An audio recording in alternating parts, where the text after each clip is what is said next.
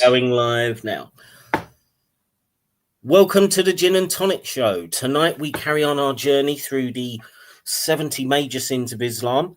We're also going to be looking at an Uthman ibn Farouk video. He's a classic Dawa fool in the traditional mode, and we're going to be focusing mainly on theft tonight because it comes up in quite a lot of the sins. So with me, as usual, is my good co-host, Mr. Stop Spamming. Welcome, sir.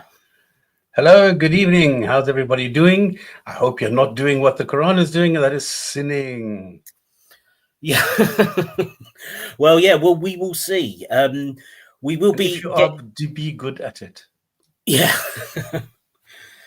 Smile says, big up, guys. Uthman starting beef again. Yes, he's always causing trouble.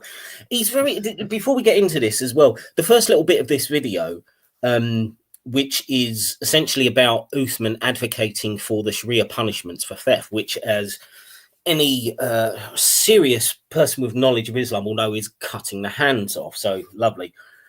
But at the start of this video, which I'll just let play and then it will get into the main body of it, he loves using any opportunity to sort of make vague threats of violence to people. He really does show his inner thug quite a lot. So I thought I'd play the whole video. It's quite short. It's only about 6.5 minutes just to get us warmed up and ready to talk about the sins. So stop spamming if you are ready. Should I just go straight ahead into the video? Hit it. Right. So as I say, this is Uthman talking about advocating for Sharia, cutting the hands of thieves. Let's go. What did the Quran teach us? The Quran teaches us that if somebody attacks you, defend yourself. Okay. It's not the hypocrisy of turn the other cheek, Yeah. right? People talk about turn the other cheek, but we challenge any pastor to come here and let me slap them. And let me see if they turn the other cheek, right? A monk will. Let them come. A monk I haven't will. seen it. Oh yeah. Monk. It's just all talk. No, It's the let a monk come to here, San Diego, Balboa Park here. Let me slap the daylights out of him, and let me see him turn the other cheek. This is a challenge. So yeah, just a little taste for anybody who doesn't know Uthman, the kind of character he is. He loves getting in these little kind of vague or sort of indirect threats against people, particularly Christians for some reason, because I think he doesn't like this element of Christianity of turning the other cheek. So he's always, I've seen him in so many videos like threatening violence towards pastors and priests and everything like that. So just a little taster of him. But the video now skips into him defending cutting the hands of thieves. So let's take what you need to know about him, he's actually a huge, big coward. Because I've challenged him so many times. Let's go and have a chat. Let's go and sit down and talk. Come on, you and me. No, not interested. You're too you're an Islamophobe and you don't know Islam and that's it. So what was did you actually send him like messages then on yeah. Twitter or something? Yeah. And he always backed out. Yeah. He always backed out. Yeah. Yep, that sounds like Uthman. He's I don't know what it is with this guy, but he always, again, he talks about himself in his pre-Islam days as if he was some mixture of like The Godfather, Scarface, Tony Soprano. Like he really likes to portray himself as some big gangster. Now I don't, so like he's running the Bloods and the Crips at the same time or something. He really is kind of deluded. But I don't deny that he probably does have some kind of criminal background because we see it quite a lot with converts, don't we? Hamza Redbeard has described himself as a little thief before he came to Islam, and obviously people like Kenny Boma, who was a prison convert, I think, wasn't he? So it wouldn't surprise me that he was a little bit of a criminal, but I don't think he's this hardcore gangster that he likes to put about himself. Ali, yeah, something about him. Yeah, but wasn't there something about him having to go to court because he was, I don't know whether he was arraigned or I can't remember what it was, but there was something. I don't know. There was. Didn't he have something about? Was it another situation like Muhammad Ajabi? He had some. Yes, there was something about a girl, but I can't remember exactly. And there was some violence involved in there as well, but I can't remember. I don't think anything. Right, we'll say allegedly at this point because I don't think anything was confirmed. Yeah, absolutely. But again, those kinds of rumors. Does it really surprise anyone? Anyways, right, let's get on to his advocacy of Sharia punishment. Let's see what he's got to say. About the, cutting hands in the Quran. What's that all about? So when you talk about cutting hands in Islam, first thing we need to put things in perspective, right? It's not like you just go around the street cutting hands of people and things like this. In Islam, you have penal codes, you have penalties, which are such that they have prevention instead of cure. Right? It's not just about like you do something and then you have to go and try to fix it by putting somebody in jail, and then taxpayers are paying $70,000 a year to keep somebody in jail. And what do you do with that? Somebody steals and you put them in jail. How does that benefit them or society? Well, it stops them from stealing for a start. That's the whole point. They'll be in jail, won't they? But there's also what amazes me is, like, I know some people can be like quite hardcore and hardline on punishments for crime and stuff like that, but there doesn't seem to be any sense of proportionality. Like, okay, stealing's a crime. Yes, it should be a crime because you can have a pretty bad society if everyone can just go around taking other people's stuff. But is dismembering somebody permanently, is that proportionate? Is it a wise idea to go round with lots of people who then, well, I mean, you're certainly going to be limited in your capacity to work, aren't you, if you've suddenly got your hands cut off? There's no sense of maybe this is a bit over the top. It just gets them to network more with criminals, work out, big join a prison gang, stab somebody. How does that make anything better? In Islam, we have the idea that if you prevent the crime, this is better than trying to deal with it afterwards. So when you know as a person that if you steal, you're going to get your hand chopped off, are you going to steal? You're not going to take that chance. So let's say somebody's starving, right? And you need to steal. In Islam, the hand's not cut. If somebody steals a small amount, less than 1/4 of the gold dinar, your hand's not cut. Yeah, but how much is this? See, I've seen this before, like less than a quarter of a dinar. Well, how much is that worth? Does anyone know? And maybe inflation might have had some kind of major effect on that over the 1400 years since this came out. I just feel like, okay, so if it's just under a quarter, then you get a slap on the wrist, and if it's a quarter or more, you get your wrist cut off. It doesn't feel like, it feels like an extreme jump to me. I don't know about you, Stops, that kind of punishment. Okay, there's two things I want to say. Number one, dinar, dirham, and all this, they didn't have coins, Arabic coins at the time. They only came in at a much later date. So these are all anachronisms. So that they don't fit the time period where they're supposed to be arriving. Like, I don't know what because they're always saying you have coins with Muhammad on them, and then you don't, because then it turns out that he's the praised one. So the first coins that we actually know of any Arabic valuation or something is with the Umayyads in 660, which with Muawiyah. And before that, there's no Arabic coins, because the only ones that you had were the ones from the Nabateans. So I don't know who talks about all these different denominations like dinar and dirham and things like this. So I would love for somebody who knows a little bit about the history, Arabic history, to tell us what kind of currency the traders were using at the time, because this I don't know. The second thing I have is I just found that this Uthman guy, Farooq Uthman, he staged a knife attack. Oh yeah, I remember. And the second thing is, I've got was Sheikh Uthman ibn Farooq a cartel gang member? Sheikh Uthman ibn Farooq tells a detailed account of his past as a cartel gang member and the lifestyle he lived before Islam, and the friends he lost, the actions he took, the horrible things he saw. All this is revealed on the Ansari podcast with Sheikh Uthman ibn Farooq and Ansari. So there's a video about this. How long is it? No, it's 20. Sorry, it's not even 20 minutes. where he goes and talks about his past as a cartel member. I don't know if this is true or if this is just what you said, that he likes the image of the tough guy. I don't know, but at least he staged this thing. Well, look, I mean, I suppose it's because his long history of lying, essentially, because it's not that you remind me of the stabbing incident where it was obvious he made it up, and that's not the first time. I mean, I think he sent a death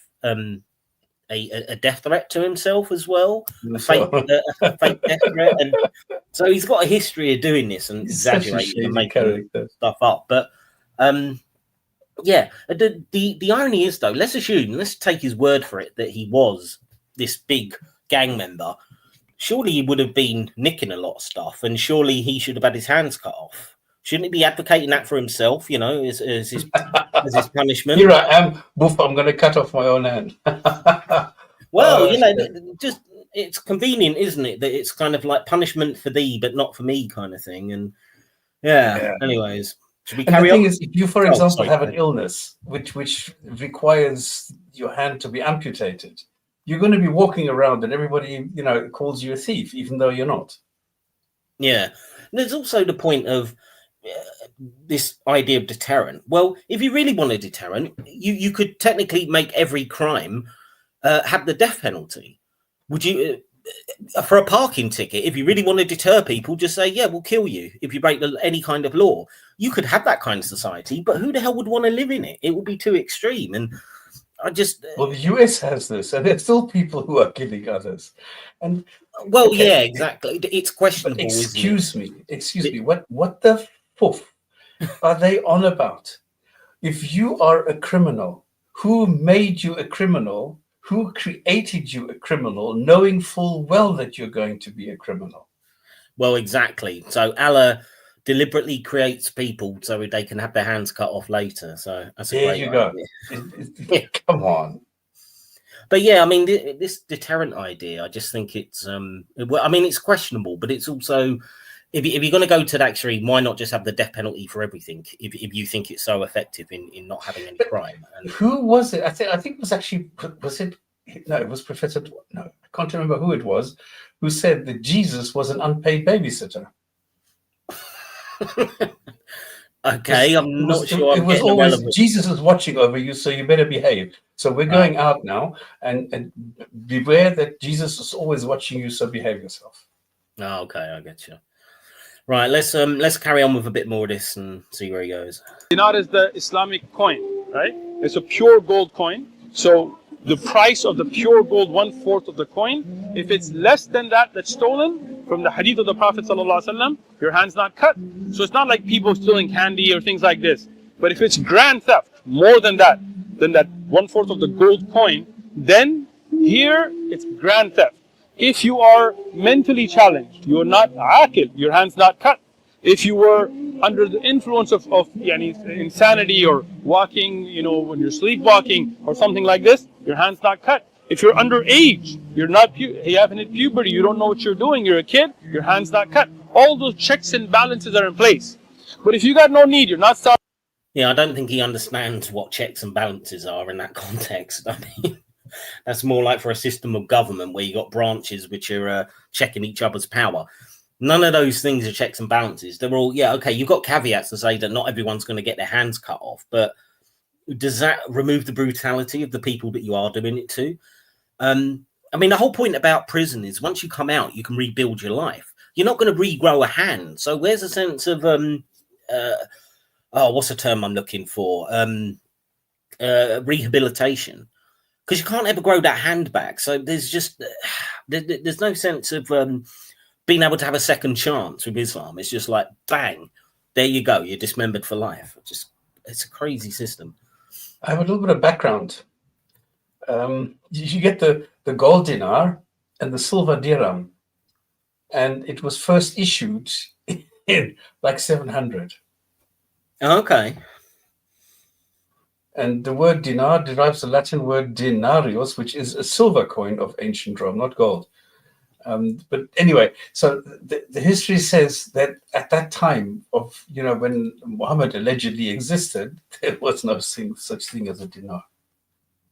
So there you go. And more fabrications in the Islamic history. Right. What else you got, Mr. Farouk? Let's see. You're not in need, you're a grown man, you can make decisions, you have your senses, and you want to go rob people for no reason, then the punishment is such that it should deter you from doing it. And that's why in the countries that enact Islamic law, you don't have a lot of theft.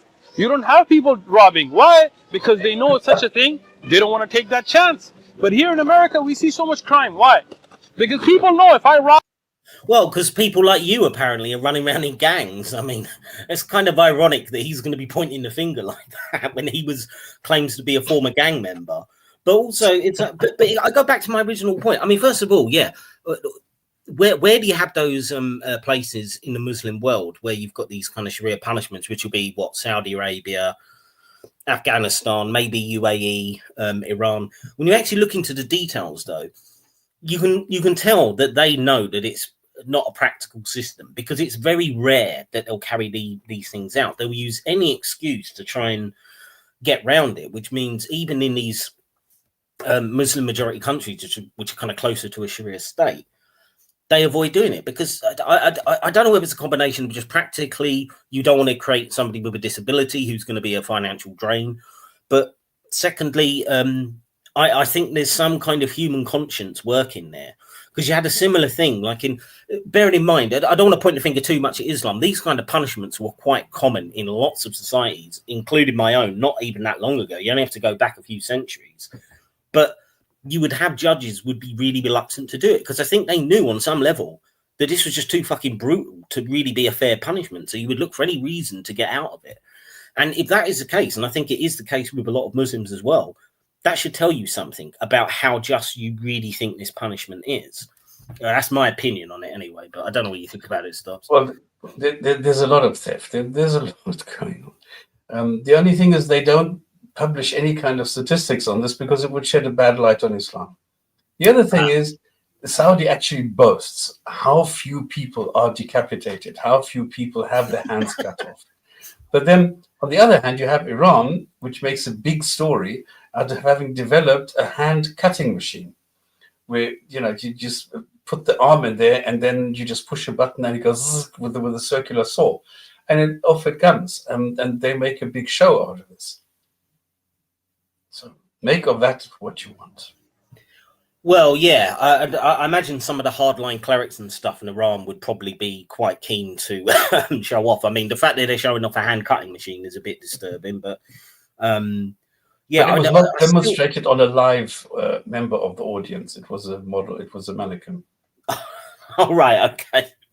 Oh, so they kept the worst of the brutality back, but yeah, I still think for a lot of people in these countries, I think a lot of judges, unless they really are hardcore theocrats, I think they're going to look for ways to avoid it. Just like happened in England when we had the bloody codes in the 16th and 17th century up to the 18th century, where you could actually be executed for theft. So we also had this kind of stupid idea that if you just have extreme punishments, then you're going to deter crime. Number one, it didn't deter crime, and number two, a lot of judges were just looking for an excuse not to use them. So it's not an effective system, not if you want to have any kind of basic humanity. But yeah, anyways, let's spin on, see what else he's got. I get away with it, I get away with it. If I get caught, what's going to happen? I'm going to get locked up, I'm going to watch TV, I'm going to go work out. So what? I'm going to take that chance. And that's why we deal with all the crimes we deal with. You go to some countries that have Islamic law, you can walk around at 2 a.m. with wads of cash, put it down, walk away, come back, and it'll be there. Why? Because Allah made such a beautiful law that it keeps things in balance. I mean, how fucking deluded is that? I mean, the funny thing is, right, there's plenty of places in England that you can go to where you're not going to be robbed or anything like that. And it tends to just be a function of larger towns and cities where you get more kind of crime. But there are lots of places, and we don't need a law to say cutting off your hand to create that kind of environment. So it's what a delusion. It's like, yeah. God created this the way he describes it, beautiful law. What a beautiful law to just sadistically cut people's limbs off or parts of them. I mean, The thing, he's totally oblivious of what it says in the Quran, that you're allowed to kill somebody just because they're causing mischief in the land. All you need to do is proclaim them a non-Muslim, and you're allowed to bloody well kill them. I mean, come on. I don't get these people, really. Yeah, absolutely. Right, let's go. You don't have random people or people on the street worried about getting robbed. Why? Because of that security that comes.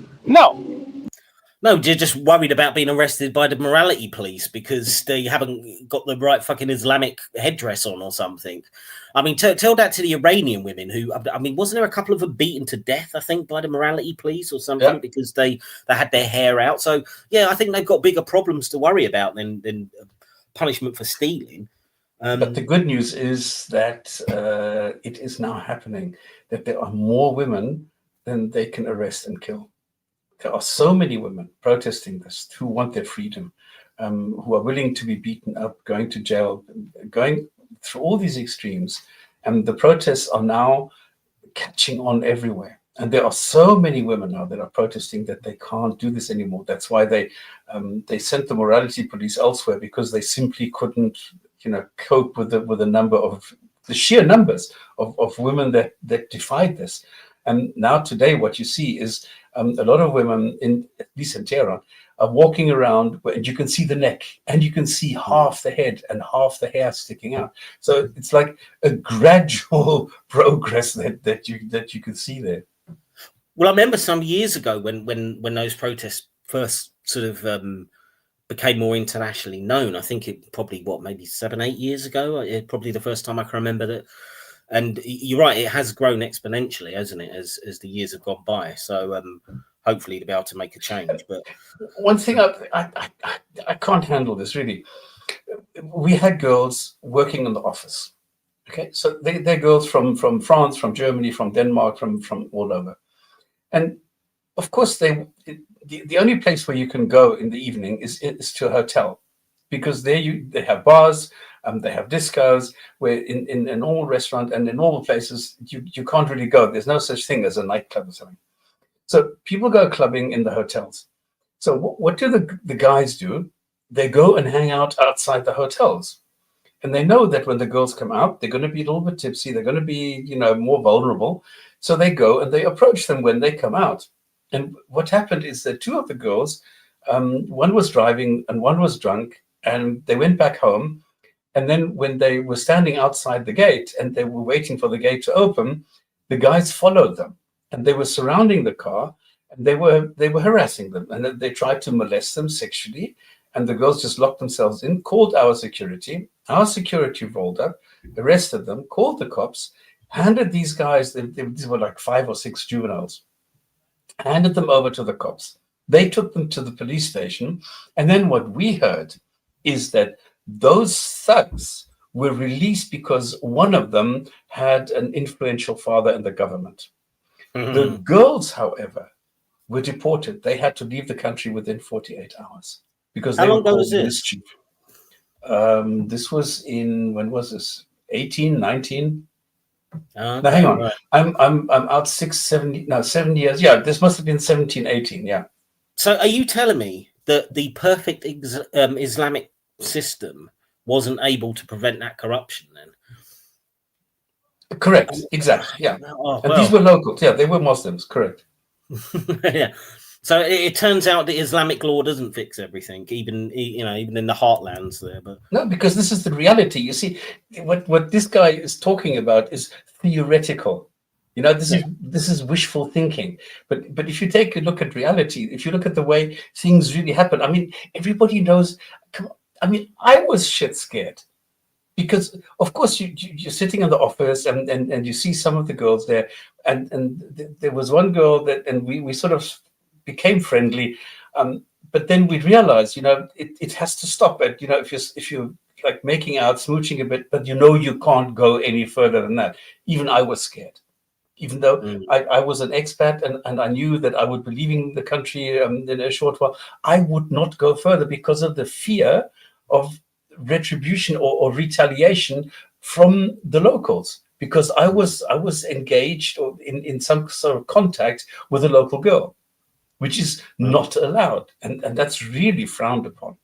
So these things happen. And then they sent a couple to jail, and this is they were both non-nationals. They were both expats, but they were not affiliated. And they met up in a hotel room, and somebody saw this or heard this, I don't know what, called the cops, and they were both put into jail. So there's a lot of like hypocrisy. There's a lot of arbitrary justice being, handed down here, where you don't know what is going to happen next. A guy was standing at the traffic light, and the guy hit him from behind, and the judge said, well, the guy that was hit was an expat, and the was it Qatar or Dubai? I can't remember. Was a local. So if the expat hadn't been there, the accident wouldn't have happened. So the local wasn't to blame, and the guy in front had to leave. So well, it sounds very corrupt. It sounds. I mean, it's amazing. It sounds a lot worse than many Western countries, and yet they'll claim this is the perfect system. But yeah. And I had to pay a parking fine. Okay, yes, I did. So I go there, I pay the fine, use the credit card, and then a week later, I get the second one. Now I have to pay €200 for a parking fine. Okay, why? Well, I didn't pay the first one. I said, at least you didn't get your hands cut off those stops. I mean, there is that. Yeah, but I showed them the evidence. And then I'm going to push on though, mate, because as interesting as that was, we've still got half of this video to go yet, and we haven't even onto the main topic tonight. I'm trying to make a point. There's a difference between reality and theory. That's it. Absolutely, definitely, that is true. Let's be fair about it. Right? Let's talk. So I talked about the Islamic law, right? How it has checks and balances, how all of that. Let's go to the Bible, right? People talk about laws and their and whether they're humane or not. Christians tell us, and I'm not judging you here, I'm just saying the question that's come to us is that Jesus is God. And that God sent the rules and regulations of the Old Testament. So according to that logic, Jesus, who according to them is God, or the Son of God, or a part of God, or all, I don't know, sent these laws in the Bible. So let's look at the Bible. Yeah, this is a classic tactic from Uthman. When he fails to convince someone that the brutal punishments that he's advocating for are reasonable, his immediate thing is to do whataboutery and say, oh, look, the Christians are just as bad if you look at the Old Testament. That is such a garbage argument on the face of it. If you can't defend your own religion without bringing in somebody else's, you've already failed. And you've certainly failed for people like us who don't have a religion. I don't give a flying fuck what the Bible says, quite frankly, when it comes to this. Whatever it says in Deuteronomy or whatever he's about to quote has no bearing on whether your punishment is a sadistic overreaction to that kind of crime. So this is weak apologetics as far as I'm concerned. Deuteronomy chapter 25, verses 11 and 12. Deuteronomy chapters 25, 11 and 12. If two men fight together, and the wife of one draws near to rescue her husband from the hand of the one attacking him, and this is, you can read it in the Bible, and seizes him by the genitals, then you shall cut off her hand by the genitals. Then you should cut off her hand, and your eye shall not pity her. So now people talk about, so in Islam, if somebody's robbing you, grand theft, like a large amount, without any need, with full senses, then we have such a punishment to deter it. But in the Bible, what do we find? If a woman is trying to help her husband out, he's in a fight with somebody, she's trying to help him, and she's trying to grab the other guy to stop him, you cut off her hand. And you. But again, who cares? I mean, also, because the point is, there are no Christians, or none that I've ever met, and maybe there's a few fringe wackos out there somewhere, but there are no Christians that advocate having this kind of punishment today that I know of. You might find a few really hardcore fundamentalists, but 99.99% of Christians do not advocate for this kind of thing. The point is, you do, Uthman, and many Muslims do. So there's no good pointing at somebody else's book and saying, oh, well, look, the Christians just as bad. Well, modern day Christians don't want this. You do want this kind of thing. So you still look like the savage here, as far as I'm concerned. You can't even pity her. That's in the Bible. So how are you going to be hypocritical as a Christian and talk about cutting hands in Islam when you have that in the Bible? That's isn't the president swear upon this book when they? They do. They do. They do. Presidents, senators, all of them. They swear upon this book. Preachers, pastors come and preach this book. And as I said, even the laws of the Old Testament. This law was here? Has it been enacted here? No, not that I know of, because this is But how biblical come law. they swear up on it then? It's a good question. We need to ask those presidents. but this is where we see a hypocrisy of questioning, right? Somebody comes as a Christian and No, there's no hypocrisy there, because at the end of the day, there might be some hypocrisy if Christians were actually advocating for this. But again, if you can find one, it will be 1 in 10 million, and you'd be lucky to find that. So I don't see the hypocrisy. Sorry, stop. You're going to say something. No, I was going to say the same thing. Who is his hero? Muhammad. Now, according to authentic, well, the Islamic scholars call them authentic Islamic texts, manuscripts, whatever, stories. Muhammad was the one who enslaved, who he beheaded, he slaughtered, he plundered, he did all sorts of things. He raped, and the thing is, if you go and what you do is you light a fire on the chest of a guy just to extract some information. That one is awful. That is one of the worst, isn't it? And this is his hero. Greatest man who's ever lived, according to Uthman. Yeah, and technically every other Muslim. But yeah, I mean, so to be there, kind of pointing the finger and saying, "Oh, look, well, Christians, you know, in the Old Testament, which you're not advocating for in today's society, you've got some brutal stuff in there." So fucking what? Again, this is a terrible argument. Terrible. Right, we just got 1 more minute of this video, so we'll whiz through this, and then we'll get on to the next round of Islamic sins. So let's just play this last bit. they tell us about this Bible. Go ahead. So if the guy stole more than the amount that you just said, Yes. and he says, well, you know what, I want to repent. Sure. What happens? He can repent. He can Definitely. He can pay back the amount that he stole. He can repent. The person who was robbed. Gonna go, hey, it's No. It's overvalued. There is an entire court system. It's not like somebody sues you, catch them, like the movies, you know, the Hollywood. Normally. Yeah, of Like course. court and all So that. you go to court, you have a qadi, you have a judge, you have witnesses, you have hujjah. If you cannot establish the witnesses, he has to be let go, right? And even if he admits, look, I stole, but I'll pay it back, and the guy forgives him, there's no cutting of the hands, right? But wait a second, you've just said the whole point of this punishment was that it was a great deterrent, therefore no one's going to steal. But then you're saying, oh, well, they got the option to buy their way out of it anyway. So how is that? I mean, he was complaining, oh, you know, in America, you just pay a fine or maybe you go to jail and stuff like that. You're basically saying that option exists as well if the person forgives them. And certainly, if that person is poor, they'll probably think, well, what good does it do me to cut your hands off? I'd rather have the money from a massive fine from you. So what the hell is this? You're just undermining the very things you were saying in the start of the video.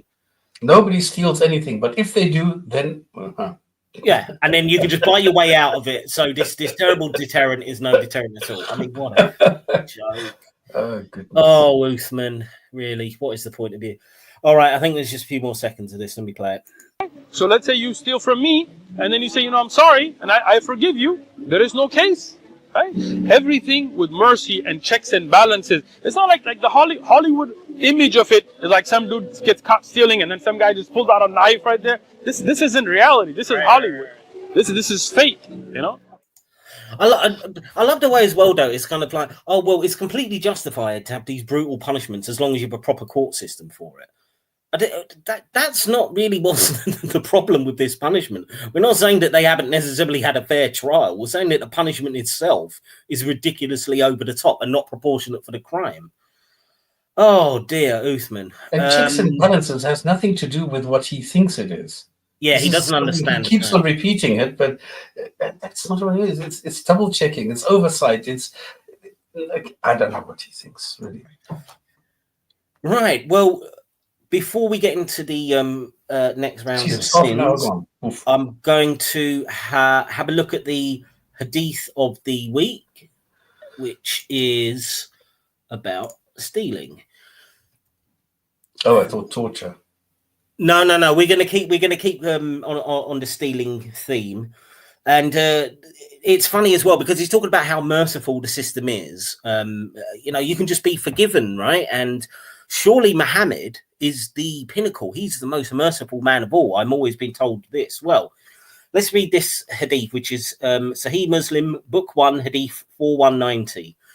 Jabir reported that a woman from the tribe of Makhzum, sorry if that's bad pronunciation, the tribe of Makhzum committed theft. She was brought to Allah's apostle and she sought refuge from Salama, the wife of Allah's apostle. Thereupon, Allah's apostle said, by Allah, even if she was Fatima, which is Muhammad's daughter, I would have cut her hand off, and thus her hand was cut off. So the most merciful man there, this woman comes there begging for mercy. Please don't cut my hand off. And he just said, even if you were my daughter, I would do it. And she gets her hand cut off. So, and to be fair, I'll give a little bit of context to this hadith because it does come up quite a lot. And there's a lot longer, more convoluted versions of this.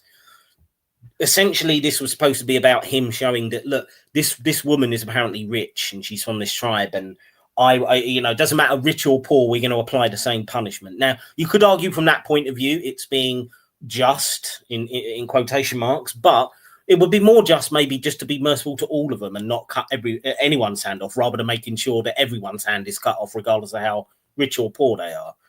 But I just think it's worth showing this because actually there's two reasons. One, because you always get this impression by Muslims who say, oh, he was so merciful, oh, you know, he pardoned so many people. Well, he didn't do it for this woman here. Number two, Stocks, you'll probably know this, I always hear Muslim apologists say things like, you know what, under the Islamic system there was only 200 examples of people having their hands cut because the system was so just and it worked so well. There's only 200 people that were ever recorded in history getting their hands cut. Do you ever remember hearing that kind of apologetic from people? No. Oh, well, I used to hear it all the time. And I just thought, well, it was only 200 people. We found one of them in the hadiths. And given there's about 20 billion hadiths, I think we could probably count up and find at least 200 people there. So apparently it all happened in that, you know, first 100 years when the hadiths were being written. And then apparently nobody else got their hands cut off. Yeah, it just seems ridiculous to me. But then again, if you haven't heard that apologetic, which does surprise me, I probably won't mean much. I haven't heard.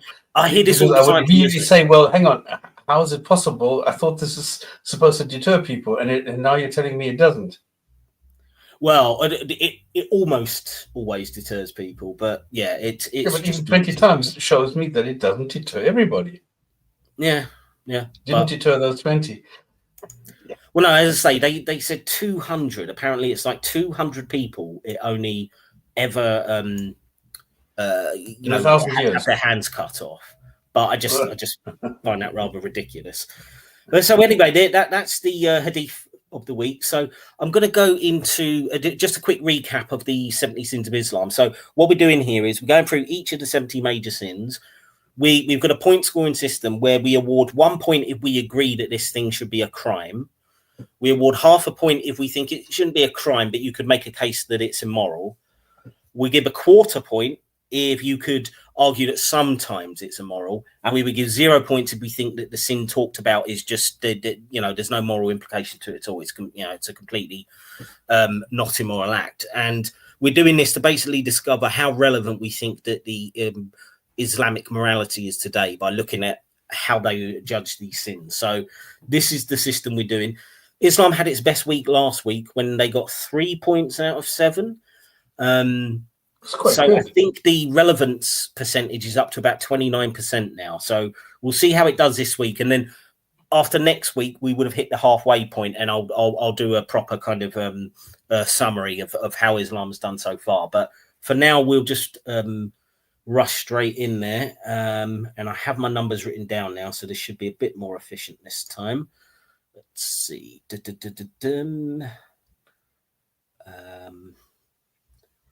Present and right, and then screen share again. Sorry about this, folks. We should be on the right page though when I get in there. Right. So number 22, stealing from the booty, and by that it means war booty, not your backside. Yeah, so this one is quite funny.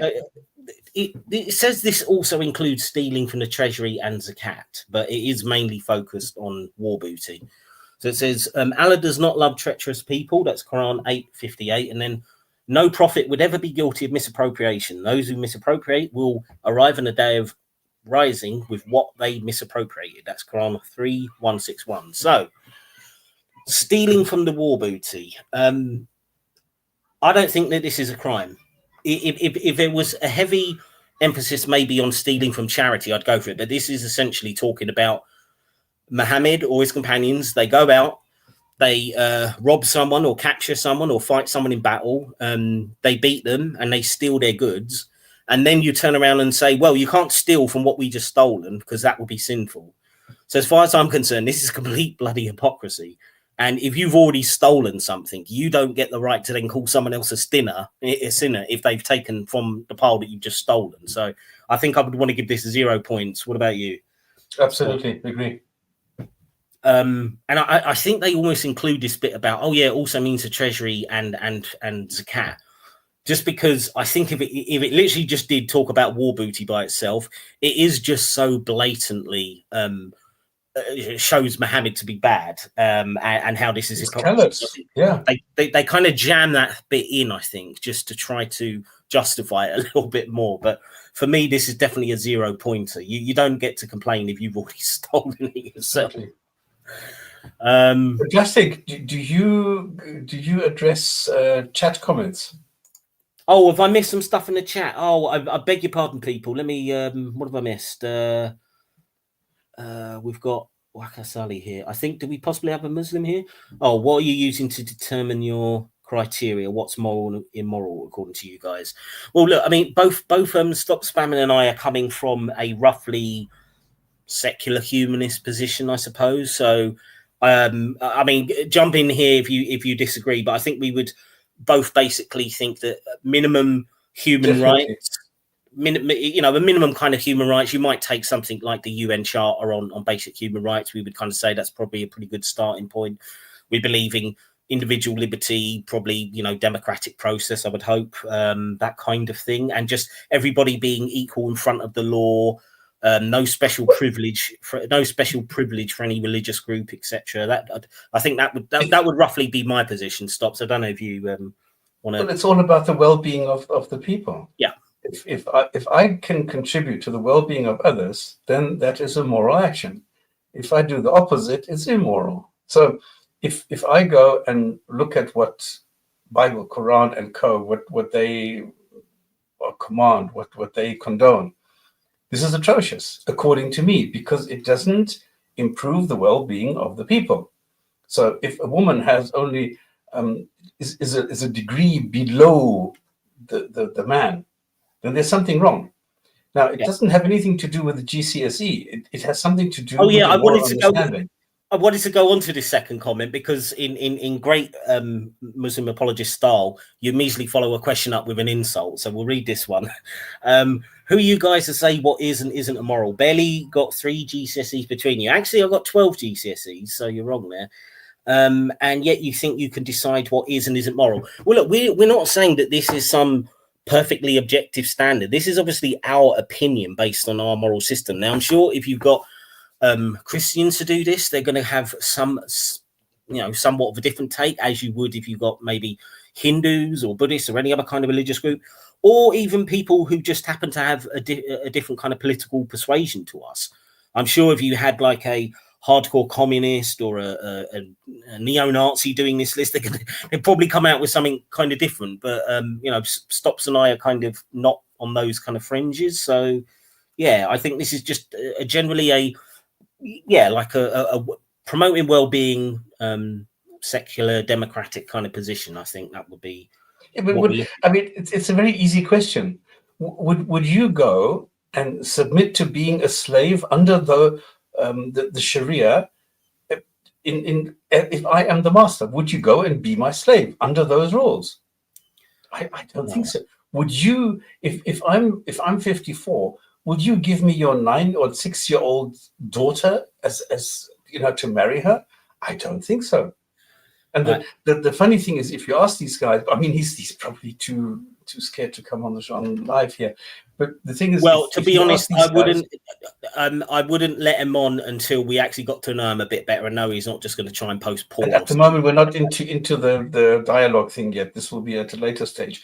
But if you ask these guys directly, do you go and condemn slavery? He will sidestep it. He will say, well, there is no slavery, and in Islam there is no slavery, and he will not answer this. You see, this is the problem. The hypocrisy of a Muslim apologist is so built into the system that they cannot be honest. They cannot give you a straight answer. They cannot go and admit that there is something wrong with Islam. They will not do so. Well, let's just address. I'm quite happy to address these other comments which you've left, because at the end of the day, having Muslim engagement is part of what this show is about. So your next thing is, how is it hypocrisy? It's fighting a battle against an army and taking their wealth.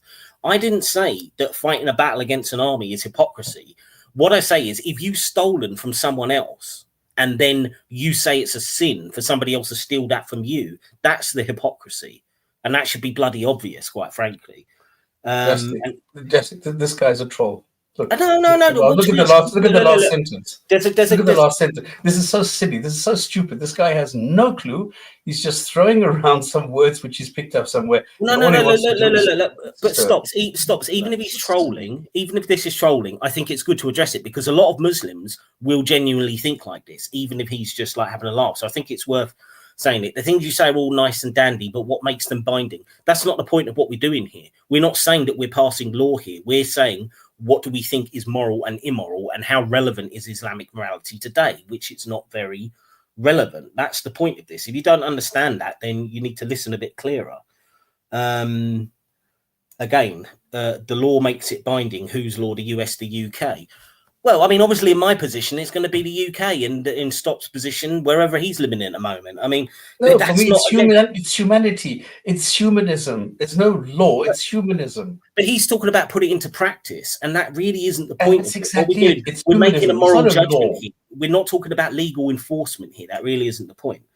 So then you guys are just espousing the subjective opinion, which doesn't make it any more binding than, for example, a neo-Nazi. But it's not about it being binding. As I say, we said right from the start, this is obviously our opinion.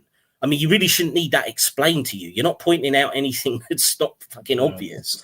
But the point is, we are giving reasons for it. And I think the reasons we give for our morality, and the fact that we're showing the hypocrisy and the and in some case the irrelevancy of Islamic morality, that's the point. And we're giving our arguments for it. And so far, you've given nothing to take away from that position. So thanks for playing, but you lose. Anyways, right. Should we move on to the next thing? Because that was it was an interesting. I'm sorry, I just noticed the first couple of messages and I thought, okay, maybe this is interesting, but obviously it's not. No, I think it was worth going through at the end of the day. And look, and I say this to any Muslims listening, you're perfectly welcome to leave comments. And you know, part of this is about listening to your opinions and addressing your arguments. But you're going to have to do better than that if you don't want to make yourself look a bit stupid. Right, so number 23 is theft. Allah Almighty says, as for thieves, male or female, cut their hands in reprisal for what they have done. An object lesson from Allah. Allah is almighty and all wise. So 538, and a very appropriate Quranic verse considering the Uthman video we just watched. Yeah, I mean, well, you go ahead, Rob. Sorry, Rob, stops. You go ahead and say what you think on this one. No, there's nothing to say. I mean, this is quite straightforward. Yeah, this is definitely something that is detrimental. It doesn't improve the well-being of others. Quite the opposite. And therefore, this is something that I agree should not be allowed. If it's not yours, don't touch it. Yeah, I agree. Despite the horrible punishment, the general idea of theft being a crime and an immoral act, I totally agree with. Yeah, I think that's completely reasonable. So we will give Islam 1 point. Well done, Islam. Right, let's move to the next one. Yeah, I thought it'd be quicker to go through them these times. That's why I wasn't too worried about spending a bit longer on the video. So we move to number 24, which is highway robbery. Now, same thing. Yeah, this one is brilliant. So let me just read the Quranic verse there.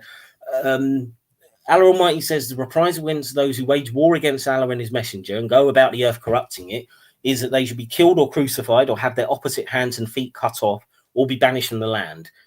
That will be their degradation in the world, and in the next world they will have a terrible punishment. And that's Quran 5:33. You see, I love this PDF because it brings out the juiciest of the Quranic verses, which everyone should hear. Now, for me, this one is kind of, it's ironic in one way, because this describes exactly what Muhammad was. He was a caravan robber. I mean, he was a literal highway robber himself. So the fact that this comes up in the 70s is brilliant. But the actual sin itself, I mean, look, I would agree that this should be a crime. I would agree that robbing somebody of their property on the highway should not be allowed. But what annoys me about this is Islam is going to get, I would give it a point, but I'm reluctant, because this is just another example of theft. It's just Correct. a more specific. It's just a more specific example. So you're not really adding any relevance. You could have just left it at the previous sin. Would have be applicable to this situation anyway. So if I give this a point, it's kind of begrudging. I almost wish maybe we did have another category for duplications or something, because I don't really. I mean, I suppose I'll give it a point, but I just feel like Islam's I don't think you can. But classic, this is the same thing. This is theft. Yeah, but yeah, I mean, I think stealing something from somebody else is theft. If somebody else owns something and you take it from them, then this is highway robbery. Excuse me, you're describing the same thing. I mean, I suppose right. We got two choices with this one. We award it a point despite the duplication, or we say it's worth 0 in relevancy because it's already covered by theft. I mean, that's a second way we could look at scoring this, but I'm not sure. What do you think, Stops? Do you just want to give him a point and give him a begrudging point, or? If you go according to the list, so if you go according to the 17 numbers, then number 23 gets a point and number 24 gets a point. But if I go according to the description of the text of the numbers, then you shouldn't. So it's a bit of a dilemma.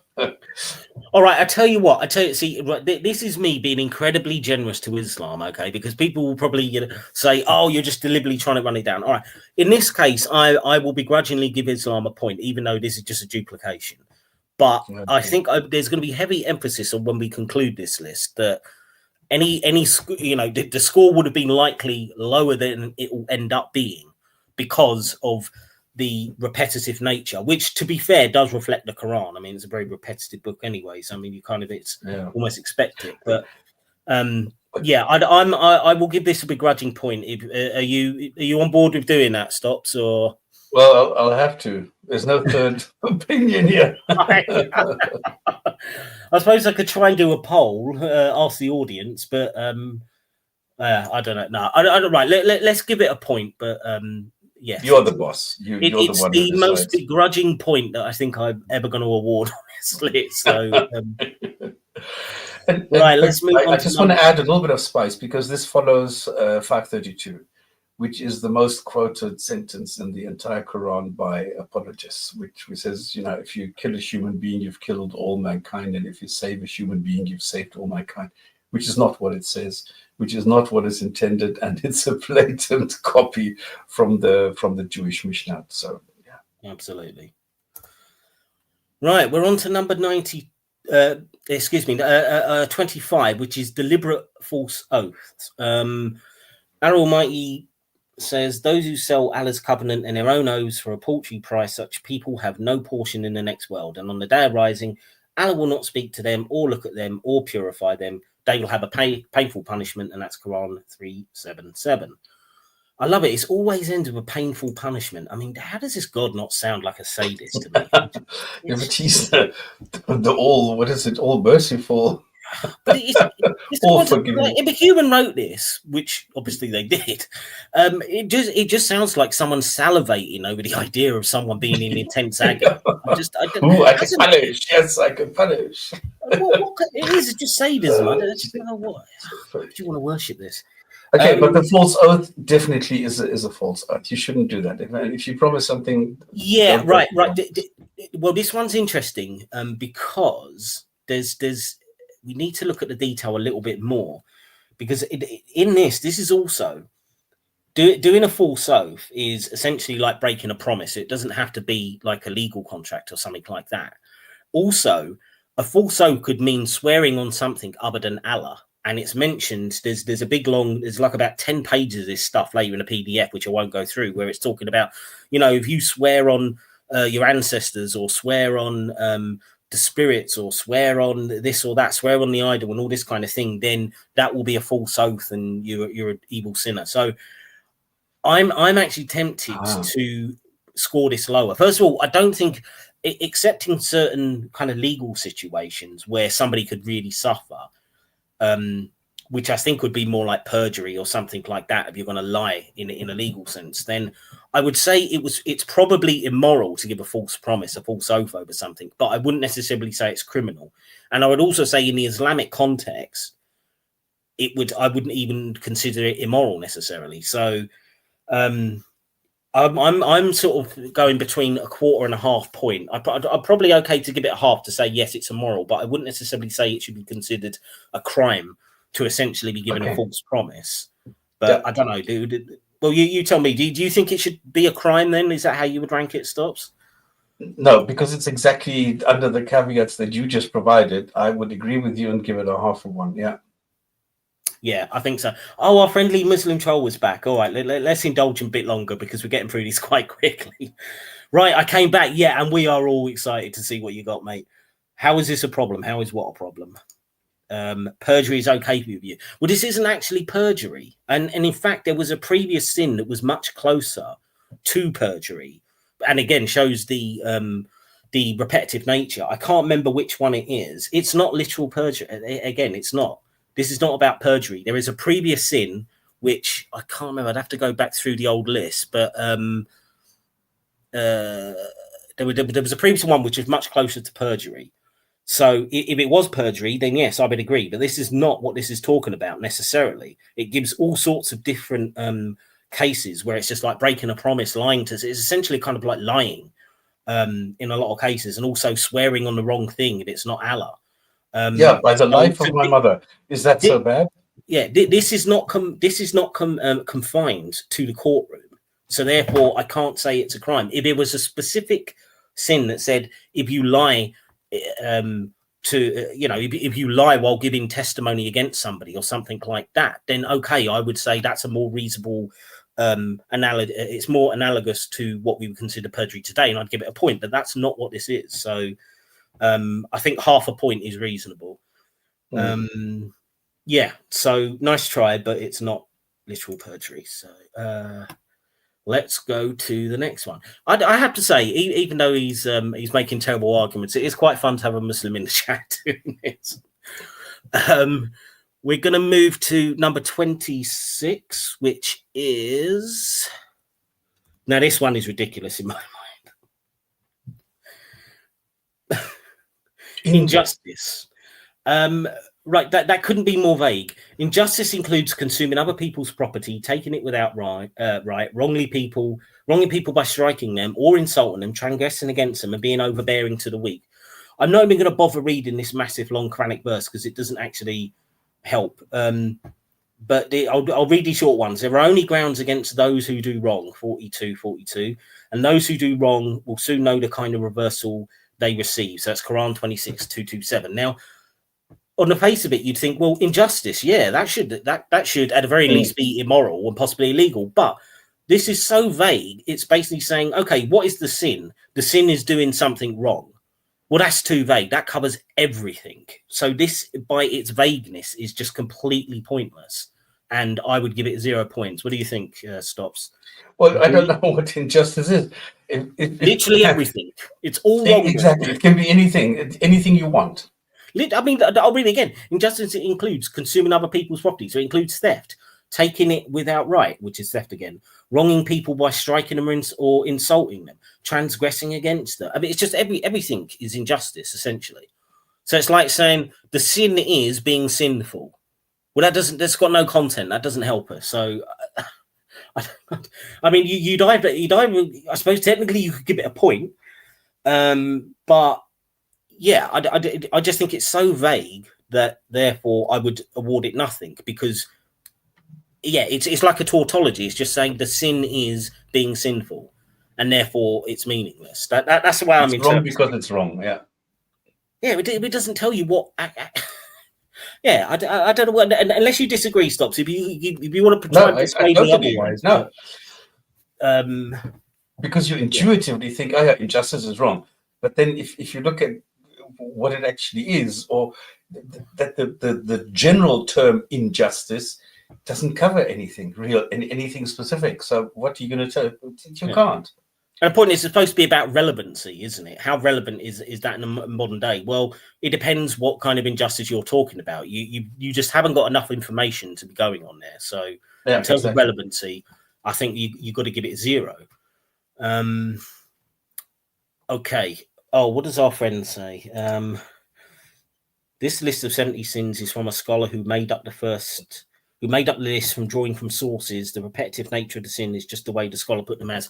This list, I mean, there is some, see again, he's just wrong about everything, this guy. These lists, you can find hundreds of them all over the internet, and they basically cover the same 70 things. This is not like a single scholar's opinion.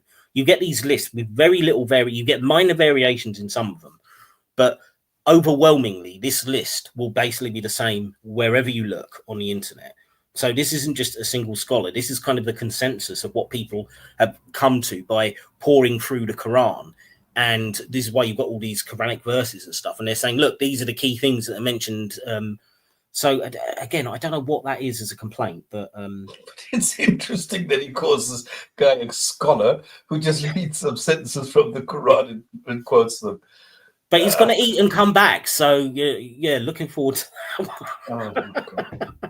Oh, it's fun. It's fun. I like this. Right, we're going to move on to number 20. Yeah, but people are going to come to us and say, yeah, but you're going off the low-hanging fruit. It's always the same thing. Well, no, look, we never know. We might come up with something better.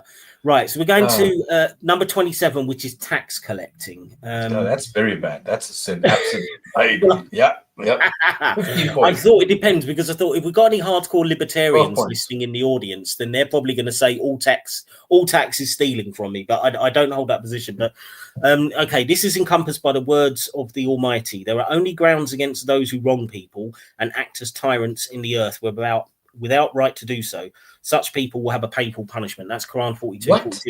I don't see that's how is that connected to tax collecting? I don't get that. I mean, it goes on just to talk about a tax collector as one of the greatest helpers of the perpetrators of injustice, blah blah blah. So I think from an Islamic point of view, this is probably considered a sin because it's different. They want to have their system a different tax collection. Essentially, they want their zakat, they want their jizya instead of the regular taxes. So maybe it's considered a sin because it's a remnant of the old system or something.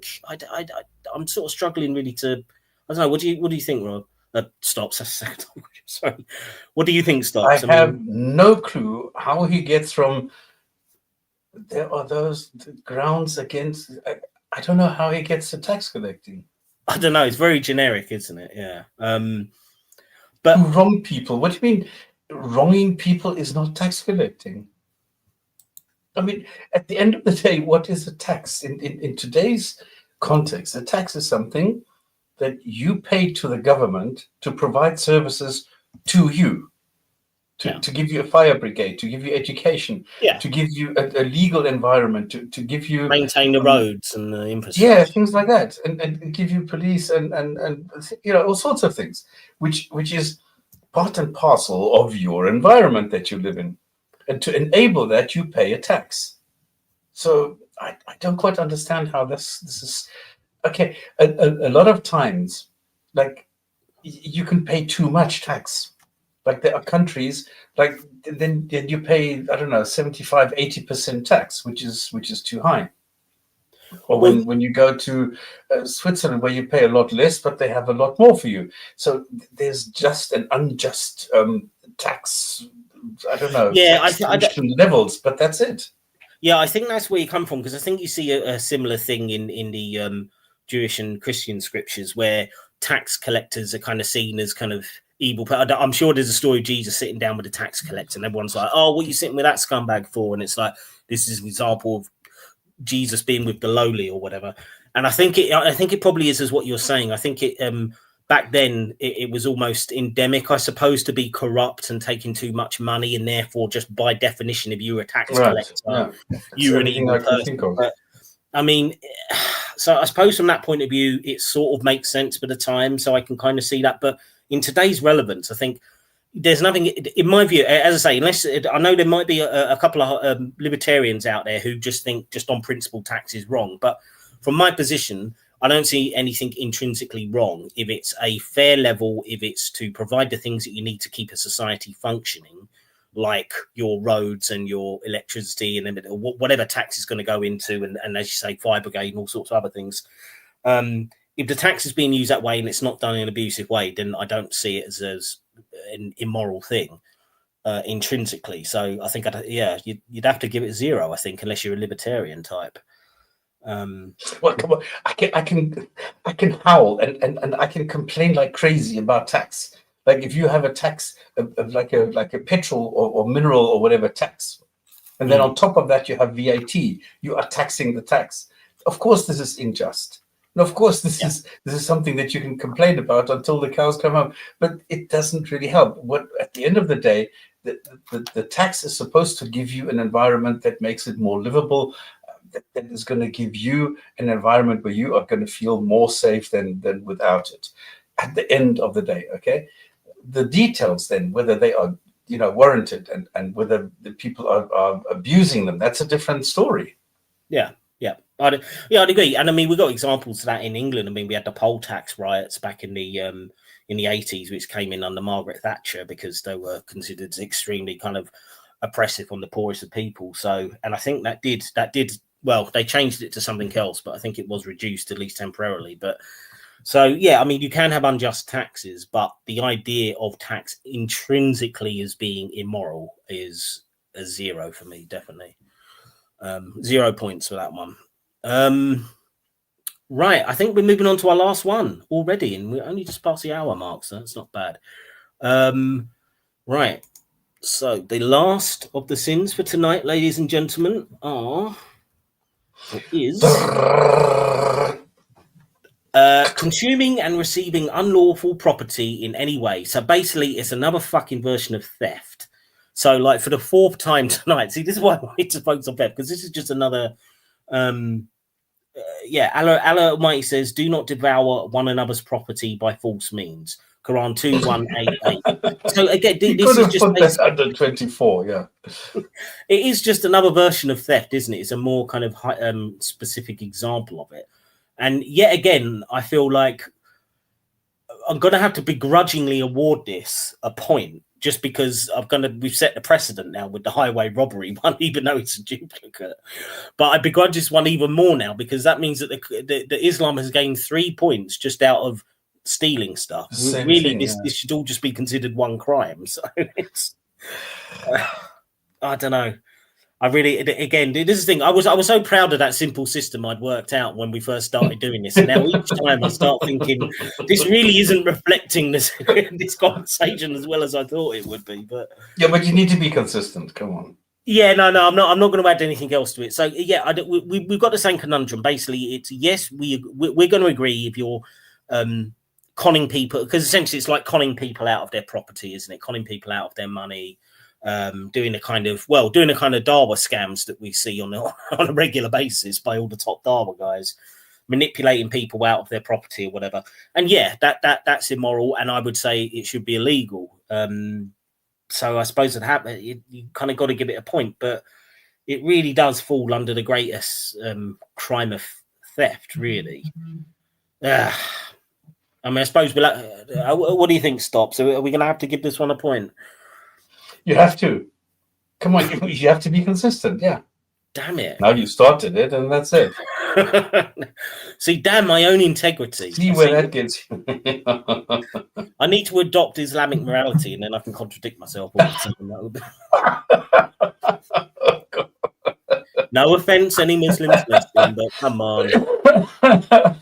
All right, so we got to give that a point, and that means that tonight Islam has had its best night so far because it picked up 3.5 points out of 7. Wow. So a 50% success rate. So once again, we're making Islam look probably much better than it is by doing this. Yeah, I don't know. Well, our Muslim friend is not back. I can't see any comments from anyone else at the moment. So I think it'll be wrap-up time at this point, unless you've got anything else you want to add, Stops, while we're live. Well, I could drown you in anecdotes, but that's not the point, is it? Well, you know what? Maybe we can on another episode sometime. We can have anecdotes from your times around the Middle East, because I know you have got a lot of fascinating stories. Maybe we can do that one week if we're short of a topic or something. But yeah, I mean, to sum up, okay, so yeah, okay, Islam technically has had its best week, but through massive duplication. If we didn't award those 2 extra points, it would have been its second worst week. So I'd say Islam, although its percentage is rising slightly, it's still getting a poor score. And the problem with the whole theft thing is the context of it. Even though I would agree, yes, it's a crime, the Islamic way of dealing with it is just horrendous and completely unjustified. And the only reasons that Muslims will support this is simply because they can't go against it by definition, and so they have to support this. But I mean, who would really want to live again? All these Dawa guys who support this, the Daniel Hakikachus, the Uthman Ibn Farouks, the Muhammad Hijabs, they'll all support this cutting off the hands. Not one of them will actually go live in a country where they might be subject to it, though. You're never going to see Muhammad Hijab end up living in Saudi Arabia or Hakikatu living in Iran, because they don't really want to live under these systems. I think that in the sensible part of the brain that might still remain functional in them. They know how fucked up this system is. Yeah, I don't know. I think he actually said as much. Did he? I think he said, I wouldn't be so stupid as to go and live somewhere like this, where I can live here in comfort and still be the person that I want to be. So he's a complete hypocrite then. I mean, Wakasali again, he rushed his dinner and now he's saying, "Are you finished?" Well, we are wrapping up, unfortunately. I mean, I'll tell you what, Waka, sorry if I'm pronouncing your name wrong, and probably am. We will be returning next week to carry on this chat. So if you want to come in and put more comments and more questions and stuff to us, as long as you're, not just bullshitting us around, I'm quite happy to take your comments on board. And maybe at some point in the future, you can come on the panel and we can have a live discussion about it. Totally open to doing that. Stops is not up for that at the moment because he's doing about 8 live streams a week. So he needs to... I'll subscribe and turn the bell on. Well, thank you. No, we appreciate that. And look, as I say, look, all joking aside, we do want to we do welcome Muslims here. Okay, we're not trying to be antagonistic for the sake of it. We're not trying to insult anyone for the sake of it or anything like that. We do want to have good conversations. We do want to have them with Muslims, and we do want Muslims to feel welcome here. So I'm glad you're subscribing. If you want to tell any of your Muslim pals about us, they are welcome as well. And maybe we can have some chats in the future, because this is something that we want to return to at some point, is having Muslims on and having lively debates, because it's been a while since we've done that. So thank you for subscribing. And Stops, would you like to have the last word before we call time on this? No, you said it beautifully. There's nothing that I can add. Looking forward to next week to see numbers 29 to, 36 then? So to 35, and yes, that will be the halfway point. So it'd be interesting to have a little kind of halftime analysis and see how well Islam's done. Yeah, thank you everyone in the chat for joining in, and we will see you all next week.